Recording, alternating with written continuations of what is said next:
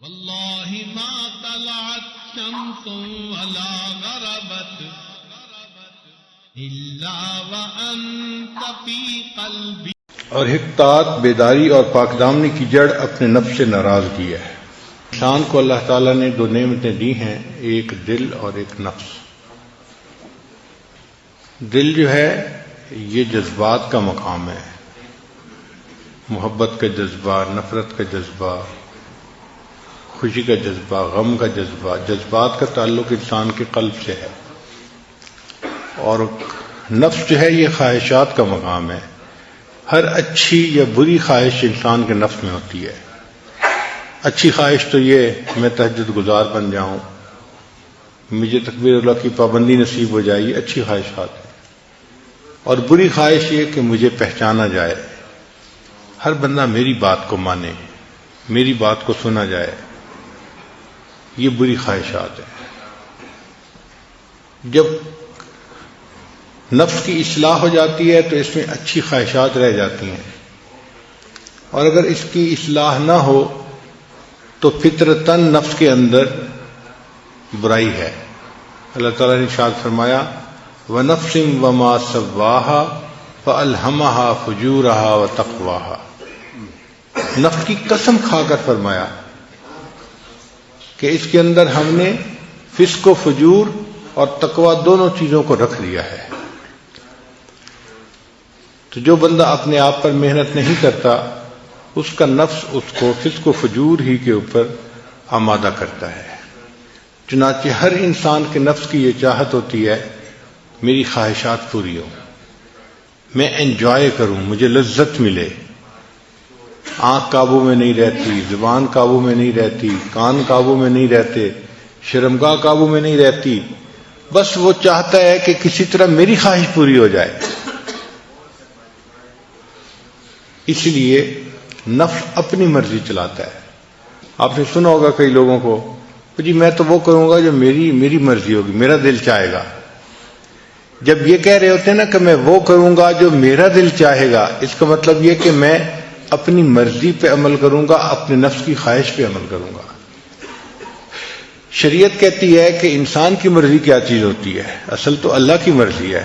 تو ہمیں تو ہر حال میں اللہ کی مرضی پہ چلنا ہے، اپنی مرضی پہ نہیں چلنا، اللہ کی مرضی پہ چلنا ہے.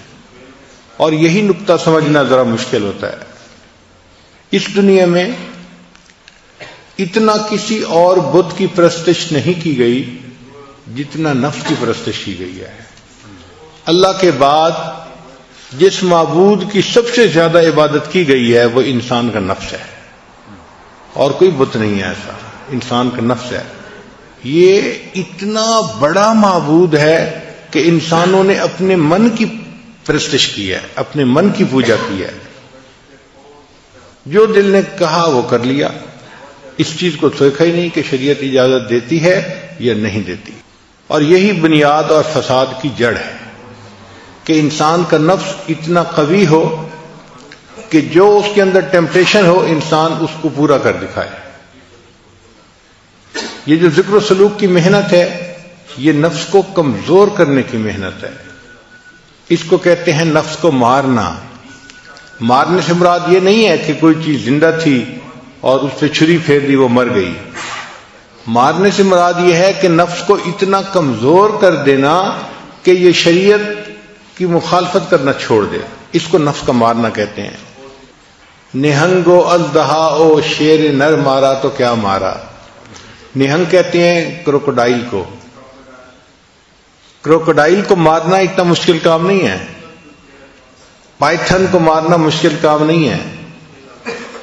میل لائن کو مارنا اتنا مشکل کام نہیں ہے. مشکل کام ہے اپنے نفس کو مارنا. نہنگو اژدہا او شیر نر مارا تو کیا مارا، بڑے موذی کو مارا نفس ام مارا کو گر مارا. گیا شیطان مارا ایک سجدے کے نہ کرنے سے.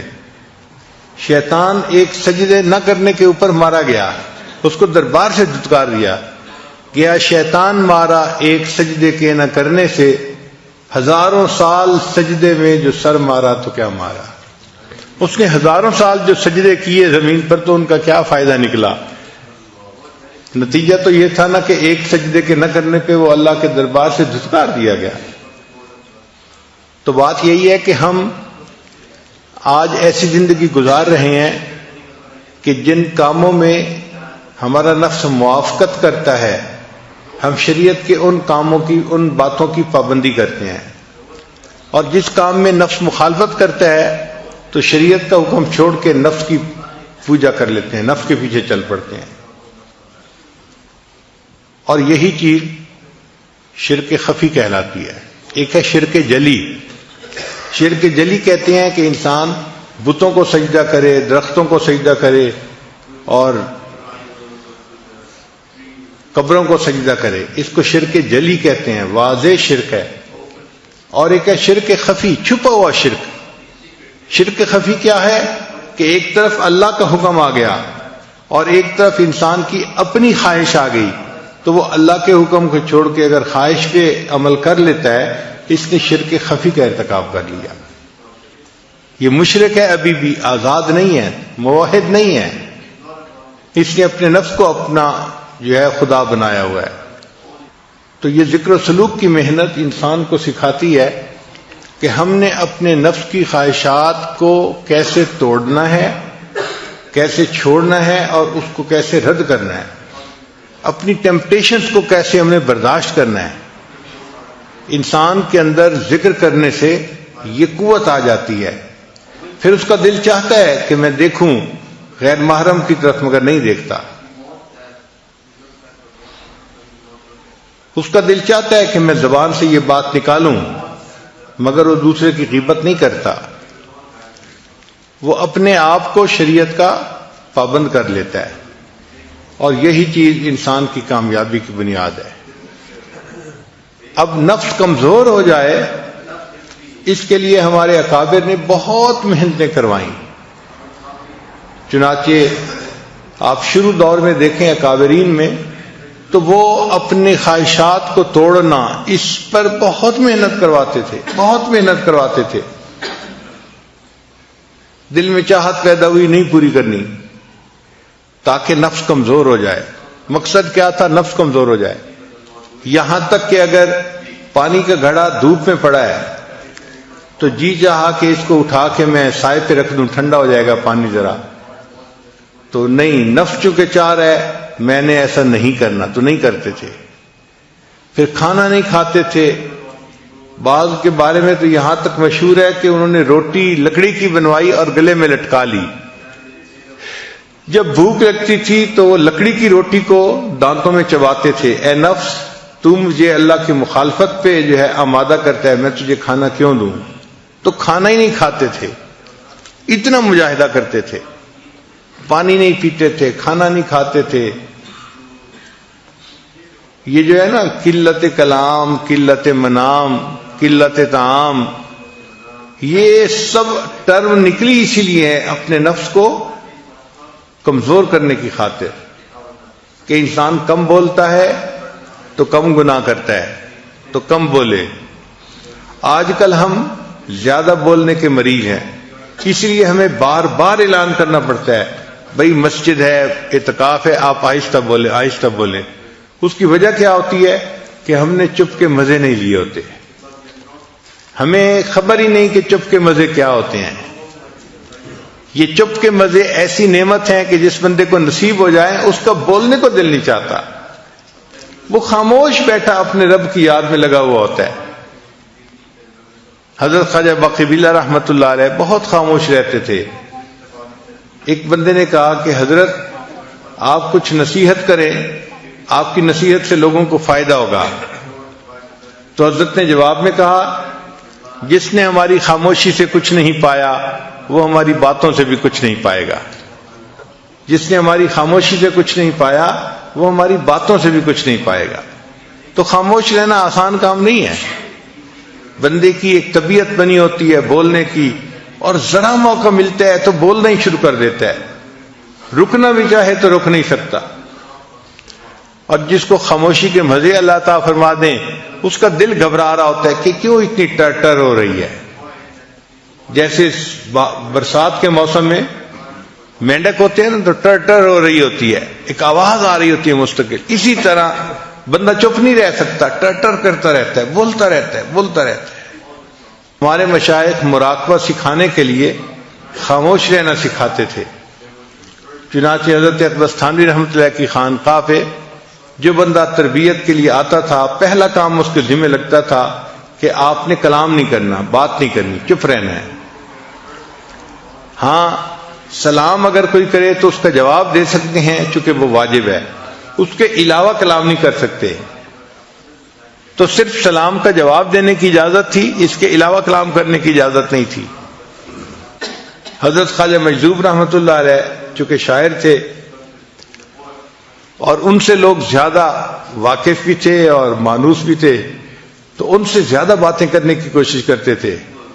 تو حضرت خواجہ مجذوب رحمۃ اللہ نے کیا کیا تھا، ایک گتے کے اوپر لکھ دیا تھا خاموش، اور داغا ڈال کے اس کو گلے میں لٹکا لیا تھا۔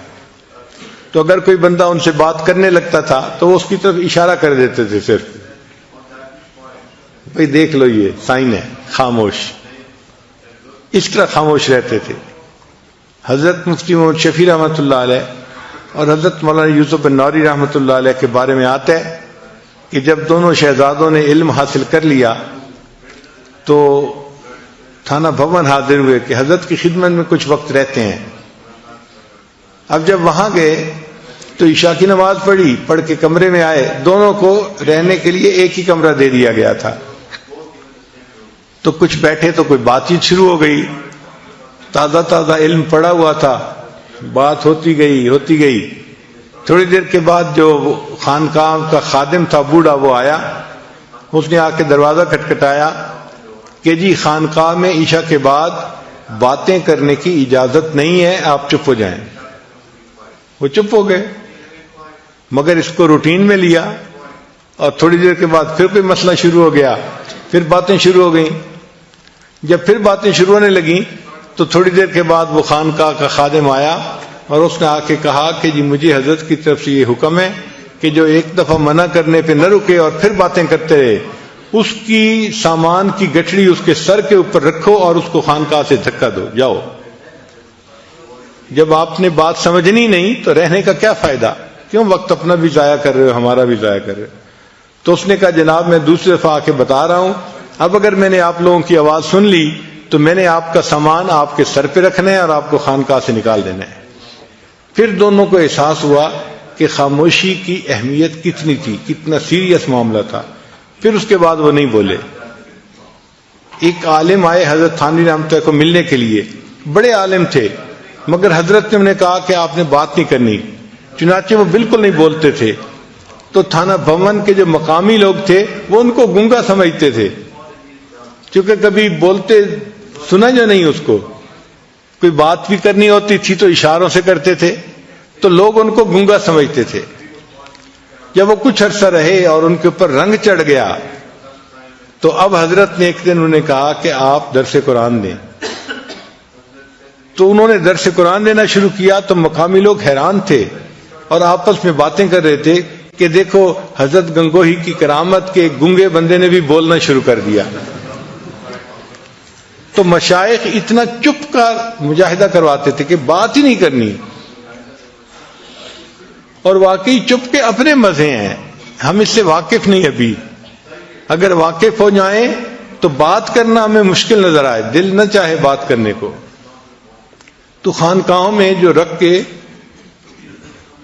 محنت کروائی جاتی تھی، کم کھانا، کم بولنا، کم سونا، اس کم کا اصل مقصد یہ ہوتا تھا کہ نفس کمزور ہو جائے اور انسان کے لیے شریعت کے اوپر چلنا آسان ہو جائے، یہ شریعت پر چلنے کے راستے میں رکاوٹ نہ بنے۔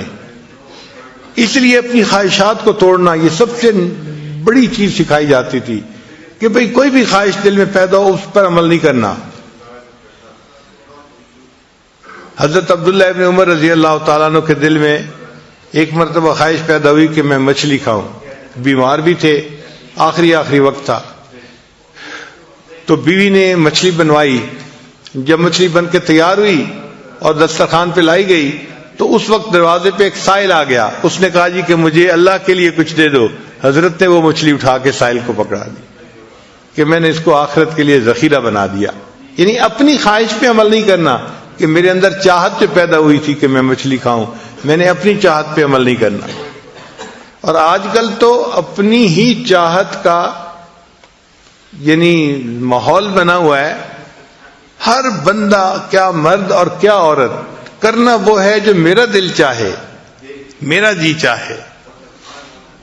چھوٹے سے لے کے بڑے تک ایک ہی چیز ہے، اپنی خواہش پہ عمل کرنا.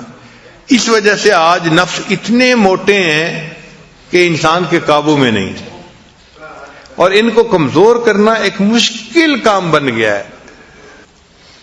حتیٰ کہ لوگ نیکی والی زندگی بھی اختیار کر لیتے ہیں، نیکی پہ آ بھی جاتے ہیں، مگر من مانی اتنی ہوتی ہے کہ ذرا نفس کے کچھ خلاف ہو جائے تو پھر دیکھو ان کو غصہ کیسے آتا ہے، اوفینڈ کیسے ہو جاتے ہیں. او فوراً ایک ڈفرینٹ بندہ نظر آنا شروع ہو جائے گا. ناگوار چیز تو برداشت ہی نہیں نہ ہوتی. اور اسی لیے ہمارے مشائخ جو ڈانٹ ڈپٹ کیا کرتے تھے نا، اس کا مقصد اصل یہی تھا کہ ناگوار چیز کو برداشت کرنے کی عادت آ جائے. اصل مقصد یہ تھا. اور انہوں نے فرمایا کہ اگر شیخ بلا وجہ کسی بندے کو جوتے مارے تو اس کو چاہیے کہ وہ جوتا پھر اٹھا کے اپنے شیخ کو دے. اور یہاں تو بات بات پہ لاجکس چلتی ہیں، اور یہ ایسے ہے اور یہ ایسے ہے. اور مقصد کیا ہوتا ہے کہ بس جو میری خواہش ہے وہ پوری ہو جائے. تو تصوف سیکھنے کے اصل مقصد ہے اپنے نفس کو کمزور کرنا اور اس کو شریعت کی لگام ڈالنا. جس نے اپنے نفس کو شریعت کی لگام ڈال لی، اس نے گویا اپنے نفس کو مار لیا، اور دنیا جہان کی سعادتیں اس بندے کو نصیب ہو گئیں. چنانچہ تمام باطنی بیماریوں کا تعلق نفس کے ساتھ ہے. جتنی باطنی بیماریاں ہیں، سب باطنی بیماریوں کا تعلق انسان کے نفس کے ساتھ ہے. مثلاً شہوت، اس کا تعلق نفس کے ساتھ ہے. وَلَكُمْ فِيهَا مَا تَشْتَهِي أَنفُسُكُمْ وَلَكُمْ فِيهَا مَا تَدَّعُونَ. تو دیکھا شہوت کی نسبت نفس کے ساتھ کی گئی. تو شہوت کا تعلق بھی انسان کے نفس کے ساتھ ہے. پھر خواہشات کا تعلق بھی نفس کے ساتھ ہے. وَنَهَى النَّفْسَ عَنِ الْهَوَىٰ. اور جس نے اپنی خواہشات، اپنے نفس کو خواہشات کے پورا کرنے سے روک لیا، تو خواہشات کا تعلق بھی نفس کے ساتھ. پھر تیسری چیز ہے حماقت. حماقت کا تعلق بھی نفس کے ساتھ ہے. الا من سفہ نفسہ. سفاہت کہتے ہیں احمق یعنی حماقت کو. تو الا من سفہ نفسہ، مگر وہی کہ جس نے احمق بنایا اپنے آپ کو، تو اس کا تعلق بھی نفس کے ساتھ ہوا. پھر بخل کا تعلق بھی نفس کے ساتھ ہے. وَأُحْضِرَتِ الْأَنفُسُ الشُّحَّ. یہ جو شح ہے نا، ہرس، یہ انسان کے نفس میں ہوتی ہے. پھر حسد کا تعلق بھی نفس کے ساتھ ہے. قرآن پاک میں فرمایا حسدا من عند انفسہم، ان کے نفوس کے اندر حسد تھا. پھر تکبر بھی نفس کے اندر ہوتا ہے. لقد استکبروا فی انفسہم. تحقیق بہت تکبر رکھتے ہیں اپنے نفوس میں. یعنی تکبر بھی نفس میں، شہوت بھی نفس میں، حسد بھی نفس میں، بخل بھی. تو یہ تمام بیماریوں کا مجموعہ تو نفس میں ہو گیا. اسی لیے نفس کی اصلاح کی جو محنت ہے، اسی کو تصوف تزکیہ کہتے ہیں اور تصوف کہتے ہیں. اچھا، بعض لوگ پریشان ہو جاتے ہیں کہ یہ تصوف کا لفظ کہاں سے آ گیا؟ بھئی صفا سے ہے، صاف کرنا. جیسے میل ہوتی ہے اس کو صاف کر دیتے ہیں. نفس کے اوپر جو میل آئی ہوئی ہے، قلب کے اوپر جو میل آئی ہوئی ہے، اس کو صاف کرنا، اس کو تصوف کہہ دیا. آپ کوئی اور لفظ بولنا چاہتے ہیں تو اور بول دیں، حقیقت کو تو نہیں نا آپ رد کر سکتے. نفس کی خواہشات کو روکنا، ان کو چھوڑنا، نفس کو کمزور کرنا، یہ وہ تعلیم ہے جو قرآن و حدیث میں دی گئی ہے، اور اس کا انکار کوئی نہیں کر سکتا. وہی بندہ جنت میں جائے گا جس نے اپنی خواہشات کو روکا. بلکہ فرمایا وَأَمَّا مَنْ خَافَ مَقَامَ رَبِّهِ، جو اپنے رب کے سامنے کھڑا ہونے سے ڈرا. وَنَهَى النَّفْسَ عَنِ الْهَوَىٰ، اور اس نے اپنے نفس کو خواہشات میں پڑنے سے روک لیا. فَإِنَّ الْجَنَّةَ هِيَ الْمَأْوَىٰ، یہ بندہ ہے جس کو قیامت کے دن جنت عطا کی جائے گی. کتابوں میں ایک عجیب واقعہ لکھا ہے کہ امام شافعی رحمۃ اللہ کے زمانے میں ایک حاکم وقت تھا جو بیوی کے ساتھ بڑے اچھے موڈ میں تھا اور بیوی کسی وجہ سے ناراض تھی. اب یہ جتنا قریب ہونے کی کوشش کرتا وہ اتنا پیچھا دھکیلتی تھی. اب ادھر سے اصرار اور ادھر سے انکار. خیر کچھ دیر یہ محبت پیار کا اظہار کرتا رہا، لیکن بیوی چونکہ بالکل ہی رد کرتی رہی، انکار کرتی رہی، تو اس نے تھوڑا اس کے ساتھ سختی کر دی. انسان جذبات میں ہوتا ہے تو پھر سختی کر لیتا ہے. جب اس نے سختی کی نا تو وہ تو پہلے ہی غصے میں تھی. اس نے غصے میں کہہ دیا دوزخی پیچھے ہٹ. اب جب اس نے یہ کہہ دیا دوزخی پیچھے ہٹ تو اس کو غصہ چڑھ گیا. حاکم وقت سے آخر اس نے جواب میں کہہ دیا اگر میں دوزخی ہوں تو تجھے میری طرف سے 3 طلاق. خیر وہ وقت تو گزر گیا. جب تھوڑا عقل ٹھکانے میں آئی، غصہ ٹھنڈا ہوا، تو بیوی نے بھی سوچا کہ مجھے اس کو دوزخی تو نہیں کہنا چاہیے تھا، غلط کام کیا میں نے. اور خامد نے سوچا اگر اس نے کہہ دیا تھا تو مجھے طلاق تو نہیں دینی چاہیے تھی. دونوں نے اپنی اپنی غلطی کا اعتراف کیا، مگر مسئلہ یہ تھا کہ طلاق واقع ہوئی ہے یا نہیں ہوئی. اب یہ مشروط طلاق تھی کہ اگر میں دوزخی تو تجھے 3 طلاق. تو کنڈیشنل طلاق تھی. اب فیصلہ کون کرے کہ تم جنتی ہو یا جہنمی ہو؟ یہ تو کوئی فیصلہ نہیں کر سکتا. یہ تو فیصلہ قیامت کے دن میزان پہ اعمال تلنے کے بعد ہوگا. کون جنتی ہے، کون دوزخی ہے، کون مقبول ہے، کون مردود ہے. بے خبر کیا خبر تجھ کو کیا کون ہے. جب تلیں گے عمل سب کے میزان پر تب کھلے گا کہ کھوٹا کھرا کون ہے. یہ کھوٹے کھرے کا تو پتہ قیامت کے دن جا کے چلے گا، اس سے پہلے تو نہیں چلتا. اب جس عالم سے وہ جا کے مسئلہ پوچھتے وہ عالم کہتا بھئی میں تو نہیں اس کا جواب دے سکتا. حتیٰ کہ یہ بات ٹاک آف دی ٹاؤن بن گئی. ہر بندے کی زبان پہ یہی مسئلہ کہ جی ایسا واقعہ پیش آیا ہے اور کوئی عالم اس کا جواب نہیں دے رہا. امام شافعی رحمۃ اللہ لڑکے تھے اس وقت، چھوٹی عمر تھی. آپ نے بات سنی تو آپ نے فرمایا کہ ہاں میں اس مسئلے کا جواب دے سکتا ہوں. چنانچہ بادشاہ کو اطلاع ملی تو بادشاہ نے بندے بھیج کے ان کو بلوایا. جب امام شافعی رحمۃ اللہ ان کے پاس پہنچے تو انہوں نے کہا کہ بھئی آپ کیا پوچھنا چاہتے ہیں؟ اس نے کہا جی میں یہ پوچھنا چاہتا ہوں کہ میری بیوی کو طلاق ہوئی یا نہیں ہوئی. تو امام شافعی رحمۃ اللہ نے فرمایا کہ اس کے لیے میں آپ سے ایک بات پوچھوں گا نجی زندگی کے بارے میں، آپ مجھے صحیح صحیح جواب دیں پھر میں آپ کو اس کا جواب بتاؤں گا. اس نے کہا پوچھیں. امام صاحب نے کہا کہ مجھے اپنی زندگی کا کوئی ایسا واقعہ سنائیں کہ جب آپ بڑا گناہ کرنے پر قادر ہوں اور اللہ کے ڈر کی وجہ سے آپ نے گناہ نہ کیا ہو. کوئی ایسا واقعہ آپ کی زندگی میں آیا، کوئی ایسا موقع؟ تو بادشاہ نے سوچ کے کہا ہاں ایک مرتبہ ایسا موقع پیش آیا.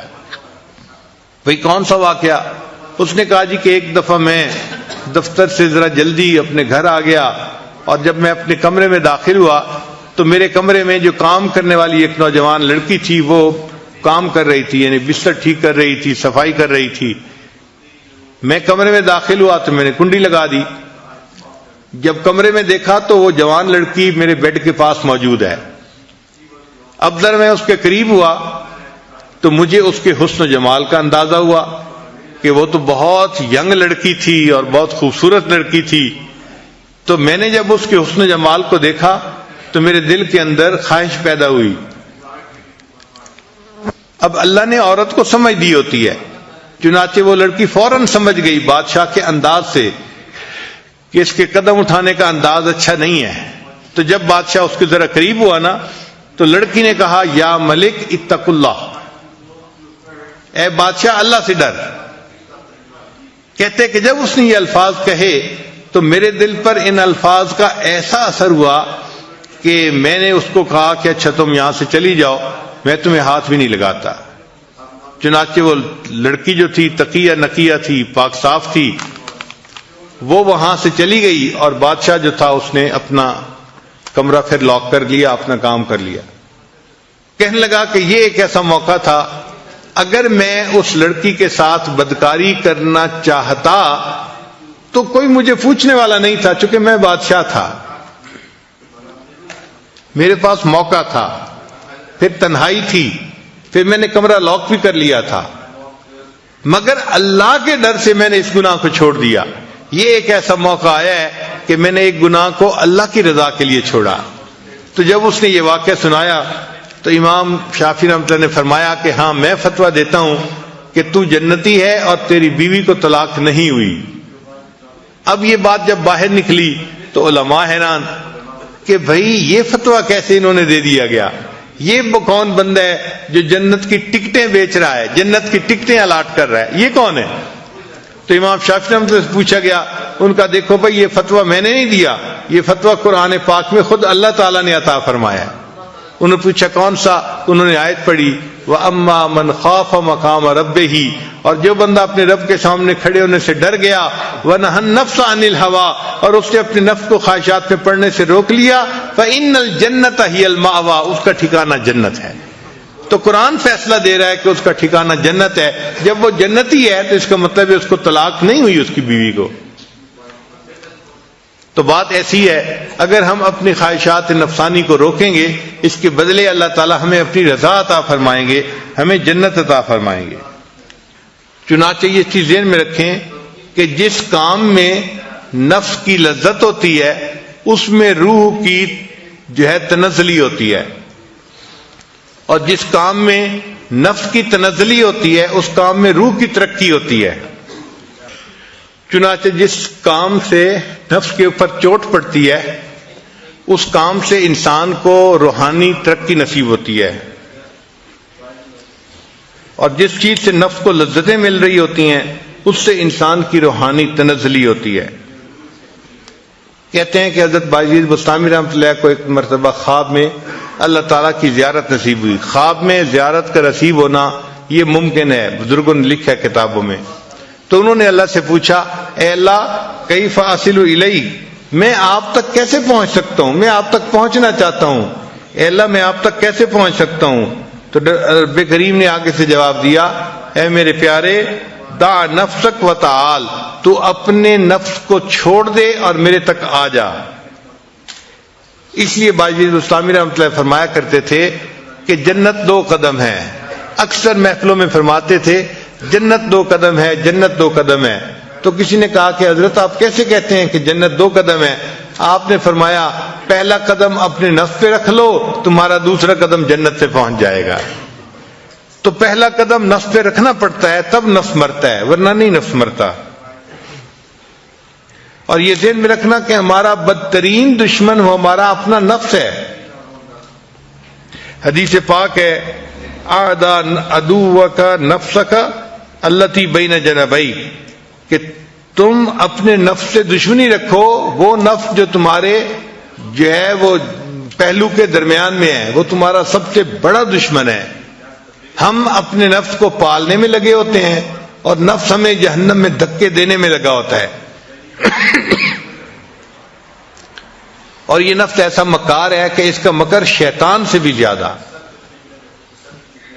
آپ دیکھیں کہ شیطان نے آدم علیہ السلام کو سجدہ نہ کیا، اس نے اللہ کی نافرمانی کی۔ تو سوال پیدا ہوتا ہے کیوں نافرمانی کی؟ اس وقت تو کوئی اور شیطان نہیں تھا جس نے اس کو ورغلایا ہو، تو اس نے کیوں سجدہ نہیں کیا تھا؟ تو علماء نے لکھا ہے اس وقت شیطان تو کوئی اور نہیں تھا مگر اس کے نفس نے اس کو ورغلایا۔ تو نفس وہ بدبخت ہے، بدکار ہے کہ جس نے عزازیل کو شیطان بنوا دیا۔ یعنی شیطان کو شیطان بنوانے والا جو گرو گنٹھال ہے وہ نفس ہے۔ تو نفس جو ہے یہ زیادہ بڑا دشمن ہوا۔ اب انسان کو گناہ کا جو خیال آتا ہے نا، کئی مرتبہ شیطان کی طرف سے آتا ہے، کئی مرتبہ نفس کی طرف سے آتا ہے۔ تو سالک کو پتہ نہیں چلتا کہ یہ کدھر سے جو ہے وہ میسج آ رہا ہے، کون میسج بھیج رہا ہے گناہ کا۔ تو ہمارے بزرگوں نے اس کو کھول دیا۔ وہ فرماتے ہیں کہ جب گناہ کا کوئی خیال آئے اور بار بار اسی گناہ کا تقاضا ہوتا رہے کہ یہی گناہ کرنا ہے، تو سمجھ لو کہ یہ نفس کی طرف سے ہے۔ کیونکہ نفس کی مثال ضدی بچے کی طرف سے ہے، وہ ایک چیز اگر منہ سے نکال دیتے ہیں نا تو کہتے ہیں کہ بس مجھے وہی چاہیے، مجھے وہی چاہیے۔ تو نفس بھی اسی طرح ہے کہ ایک مرتبہ جو خیال آ گیا گناہ کا، یہ بار بار اسی خیال کے اوپر وہی خیال دل میں لاتا رہتا ہے. اور اگر شیطان کسی کے دل میں گناہ کا خیال ڈالے اور بندہ اس کو رد کرے تو شیطان اس گناہ پہ جمع نہیں رہتا، یہ پھر دوسری آپشن بھیج دیتا ہے. اچھا یہ نہیں ہو سکتا تو چلو یہ کر لیں، اچھا یہ نہیں ہوتا تو چلو یہ کر لیں، دوسری آپشن، تیسری آپشن، چوتھی آپشن. مقصد اس کا یہ ہے کہ کہیں نہ کہیں گناہ کی تشکیل ہو جائے اس کی. اگر ایک میں نہیں ہوتی تو دوسرے میں، نہیں ہوتی تو تیسرے میں. تو اگر آپ کے ذہن میں گناہ کا خیال آئے اور آپ اس کو روکیں اور روکنے پر گناہ کی آپشن نئی سے نئی آتی رہے تو آپ سمجھ جائیں کہ یہ میسج شیطان بدبخت بھیج رہا ہے. اور اگر اسی گناہ ہی کا ذہن کے اندر جو ہے وہ خیال رہے تو آپ سمجھ لیں کہ یہ میرا نفس ہے جو میرے ساتھ مکاری کر رہا ہے. اسلام کی آفت نفس کی خواہشات ہیں.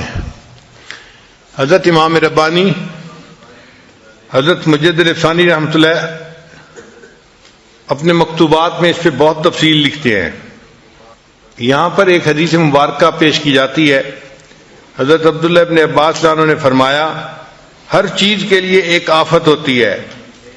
علم کے لیے بھول جانا ایک آفت ہے، عبادت کے لیے سستی کرنا آفت ہے، عقل کے لیے غرور کرنا آفت ہے، برتن کے لیے بھاری پن آفت ہے، تجارت کے لیے جھوٹ بولنا آفت ہے، سخاوت کے لیے فضول خرچی کرنا آفت ہے، خوبصورتی کے لیے عجب اور تکبر آفت ہے، دین کے لیے ریاکاری آفت ہے، اور خواہش نفسانی اسلام کے لیے آفت ہے. یعنی یہ خواہش نفسانی اتنی بری چیز ہے کہ یہ دین اسلام کے لیے آفت ہے. اب سوال پیدا ہوتا ہے کہ آخر یہ انسان کا نفس اتنا خطرناک کیوں ہے؟ تو اس کا جواب اس لیے کہ یہ گھر کا چور ہے، یعنی گھر کا بھیدی ہے. اور جو گھر کا بھیدی ہوتا ہے وہ لنکا ڈھائے، وہی زیادہ نقصان دیتا ہے جو گھر کے اندر ہوتا ہے. پہلے زمانے میں ہل چلاتے تھے تو دو بیل ہل میں جوتے تھے، ایک اندر کی طرف ایک باہر کی طرف. جب چکر لگاتے تھے تو ایک اندر چکر لگاتا تھا، ایک باہر چکر لگاتا تھا. آج کل تو ٹریکٹر آ گئے ہیں، معاملہ ہی دوسرا ہو گیا.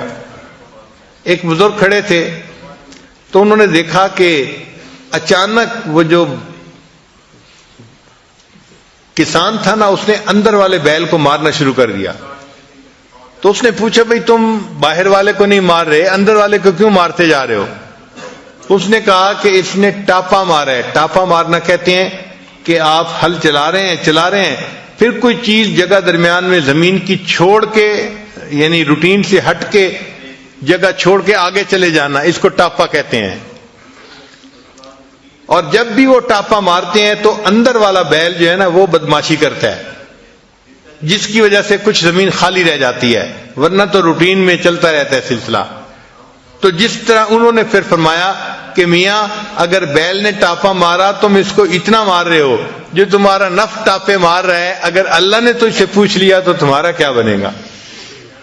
تو ہم بھی جو گناہ کرتے ہیں وہ ہمارا نفس ٹاپے مار رہا ہوتا ہے، ہمارا نفس ہمیں مکاری کے ساتھ گناہ کی طرف متوجہ کر رہا ہوتا ہے. اور یہ نفس اس لیے خطرناک ہے کہ یہ وہ دشمن ہے جس سے انسان کو محبت ہوتی ہے. عام طور پر دشمن سے انسان کو نفرت ہوتی ہے، مگر یہ وہ دشمن ہے کہ جو ہے بھی دشمن اور انسان کو اس سے محبت بھی ہے، اس لیے یہ زیادہ خطرناک ہے. حدیث مبارکہ میں ہے کہ عقل مند انسان وہ ہے جو اپنے نفس کو سیدھا رکھے. الکیس من دان نفسہ وعمل لما بعد الموت. عقل مند وہ ہے کہ جو اپنے نفس کو سیدھا رکھے اور مرنے کے بعد کے لیے عمل کرے.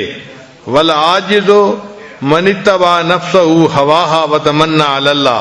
اور عاجز وہ ہے کہ جو اپنے نفس کی خواہشات کی اتباع کرے اور اللہ سے تمنا رکھے کہ اللہ مجھے جنت بھیج دیں گے. یعنی کام گناہ والے کر رہا ہے اور تمنا جنت کی رکھی ہوئی ہے. ایک حدیث پاک میں ہے کہ طاقتور انسان وہ ہوتا ہے جو اپنے نفس کو سیدھا رکھے. ان الشدید، جو طاقتور ہوتا ہے وہ کون ہوتا ہے؟ اور ایک حدیث پاک میں ہے کہ اصل مجاہد وہ ہوتا ہے جو اپنے نفس سے لڑتا ہے. المجاہد من جاہد نفسہ فی طاعت اللہ، مجاہد وہ ہوتا ہے جو اپنے نفس کے ساتھ اللہ کی رضا کے لیے مجاہدہ کرتا ہے۔ ایک حدیث پاک میں ہے کہ متقی وہ ہے جو نفس کو شدید محاسبہ میں رکھے۔ چنانچہ میمون بن مہران اللہ عنہ فرماتے ہیں، میمون بن مہران رحمۃ اللہ فرماتے ہیں کہ انسان اس وقت تک متقی نہیں بن جاتا جب تک کہ وہ اپنے نفس کو شدید محاسبے میں نہ رکھے۔ سیدنا صدیق اکبر نے فرمایا کرتے تھے کہ جو شخص اپنے نفس کو اللہ کی خاطر فنا کر دیتا ہے وہ اللہ کے عذاب سے محفوظ ہو جاتا ہے۔ حضرت عمر بن عبد العزیز رحمۃ اللہ علیہ فرمایا کرتے تھے کہ افضل اعمال نفس کی مخالفت ہی کی وجہ سے کیے جا سکتے ہیں، یعنی جب انسان نفس کی مخالفت کرتا ہے تو جو عمل اس وقت کرتا ہے اس عمل پر بڑا اجر ملتا ہے، وہ افضل اعمال ہوتے ہیں۔ جو بندہ اپنے نفس کی خواہشات کی پیروی کرتا ہے اللہ تعالیٰ اس سے نیک اعمال کی توفیق چھین لیتے ہیں۔ چنانچہ محمد بن حنفیہ فرمایا کرتے تھے کہ انسان کو جنت تب ملے گی جب وہ اپنے نفس کو خواہشات کو توڑے گا، قطع کرے گا۔ اس لیے ہمارے مشائخ نے کہا ہے کہ جہاد کا آغاز اپنے نفس سے کرو، ابدأ بنفسک، کہ تم جہاد کا آغاز اپنے نفس سے کرو۔ اگر تم اپنے نفس کے ساتھ نہیں کر سکتے تو تم کفار کے ساتھ کیا کرو گے؟ مکتوبات شریفہ کی عبارات سنیں، امام ربانی حضرت مجدد ثانی رحمۃ اللہ نے لکھی ہیں، فرماتے ہیں طالب و مطلوب کے درمیان سب سے بڑا حجاب طالب کا نفس ہے، یعنی اللہ اور بندے کے درمیان جو سب سے بڑا حجاب ہے وہ بندے کا اپنا نفس ہے۔ پھر آگے فرماتے ہیں میرے مخدوم و مکرم، انسان کا نفس امارہ جاہ و ریاست کی محبت پر پیدا کیا گیا ہے، اس کی تمام ہمت و کوشش اپنے ہم اثروں پر بلندی حاصل کرنا ہے، اور وہ فطری طور پر اس بات کا خواہاں ہے کہ تمام مخلوقات اس کی محتاج اور اس کی اوامر و نواہی کے تابع ہو جائے، اور وہ خود کسی ایک کا بھی محتاج اور محکوم نہ ہو۔ اس کا یہ دعویٰ الوہیت خدا ہونے اور خدا کے بے مثل جل سلطانہ کے ساتھ شرکت کا دعویٰ ہے، بلکہ وہ بدبخت شراکت پر بھی راضی نہیں ہے، بلکہ چاہتا ہے کہ حاکم صرف وہی ہو اور باقی سب اس کے محکوم ہو۔ تو نفس کی جو یہ چاہت ہے نا کہ میری خواہش پوری ہو، یہ اصل میں الوہیت کا دعویٰ ہے۔ وہ چاہتے ہیں کہ بس میرا حکم چلے۔ نفس کی مدد کرنا در حقیقت خدا کے دشمن کو تقویت دینا ہے۔ حدیث قدسی میں آیا ہے عاد نفسک فإنها انتصبت بمعاداتی، اپنے نفس سے دشمنی رکھ کیونکہ بلا شک وہ میری دشمنی پر کمر بستہ ہے۔ چنانچہ فرماتے ہیں کہ نفس کی شرارت ابلیس کی شرارت سے زیادہ ہے۔ فرماتے ہیں کہ ابلیس نے اللہ تعالیٰ کے حکم کی نافرمانی کی اور انا خیر منہ کہا کہ میں اس سے بہتر ہوں، لیکن پھر اس نے جب بنی آدم کو بہکایا تو شیطان نے انسان کو بہکانے کے بعد اس سے اپنی برات ظاہر کی کہ انی بریء منک انی اخاف اللہ رب العالمین، یعنی شیطان بدبخت نے انسان سے اللہ کی نافرمانی تو کروائی، لیکن کروانے کے بعد شیطان نے برات اپنی ظاہر کر دی کہ میں بری ہوں، وہ ڈر گیا اللہ سے۔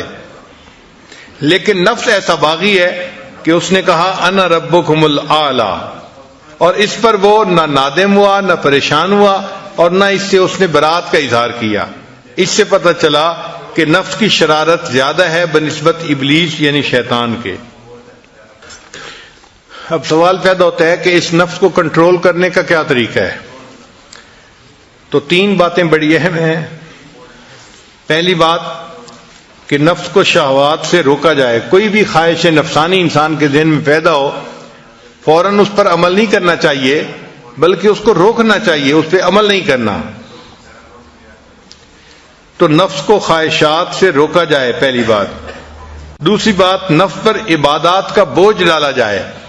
جتنا زیادہ عبادت کا بوجھ ڈالیں گے اتنا نفس کمزور ہوگا۔ زیادہ نوافل پڑھیں، زیادہ تلاوت کریں، زیادہ روزے رکھیں، زیادہ ذکر کریں، جتنا عبادت زیادہ کریں گے اتنا نفس کمزور ہوگا.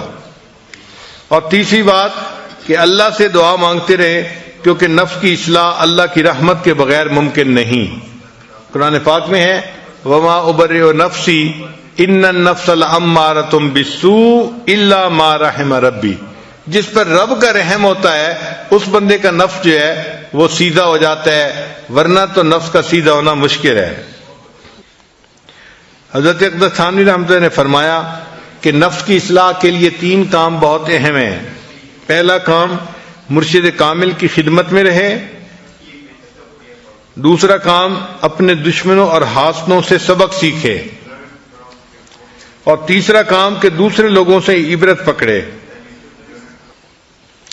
امام رحمانی حضرت مجدد ثانی رحمۃ اللہ نے ایک عجیب تفصیل کی ہے. وہ فرماتے ہیں کہ شریعت کا جو حکم ہے وہ نفس کی انانیت کو توڑتا ہے. شریعت آئی ہی اسی لیے ہے کہ نفس کو پامال کرے اور اللہ کو ہی معبود حقیقی انسان بنائے.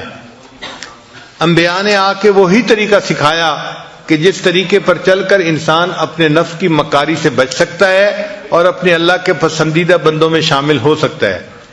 تو فرماتے ہیں کہ اس لیے جو مجاہدے ہم اپنی مرضی سے کرتے ہیں اس سے نفس کمزور نہیں ہوتا بلکہ اور موٹا ہو جاتا ہے.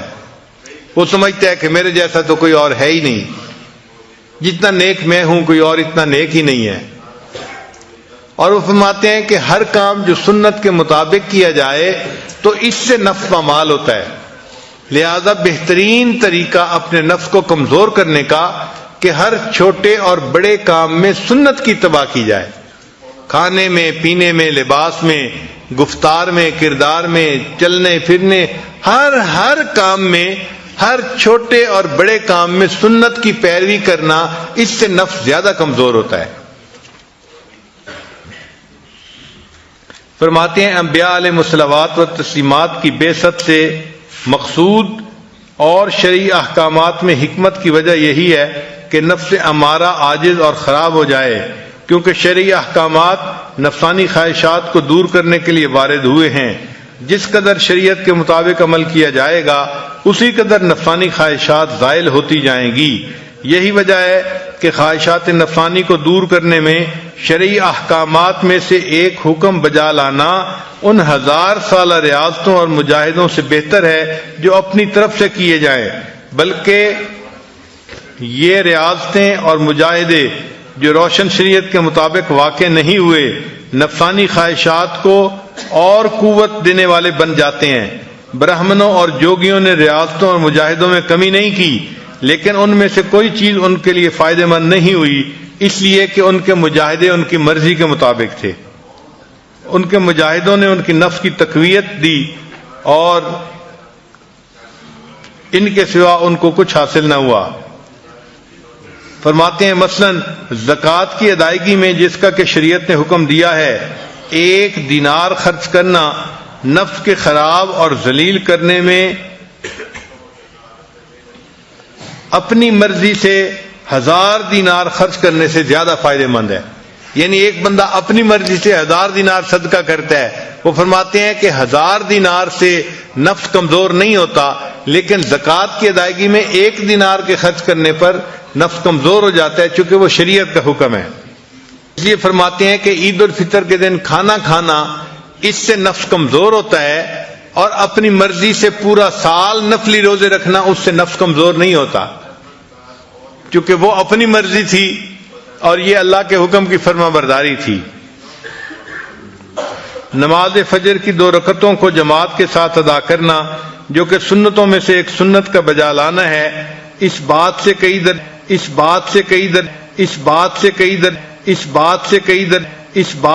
در